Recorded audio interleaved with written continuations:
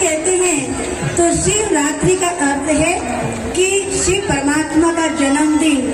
और शंकर है विनाशकारी और शिव परमात्मा है निराकार, और शिव परमात्मा सबका कल्याण करते हैं। और शंकर तो सूक्ष्म देहधारी है, देवता कहलाया जाता है, लेकिन परमात्मा निराकार जो वो सबसे परे रहते हैं, जिसको साइलेंट वर्ल्ड कहा जाता है। जो हमारे अंदर जो वेरिएबल है, आज सच्चा व्रत रखते हैं, सच्चे परमात्मा को दिल से मानते हैं, तो इन चीजों को जो वेद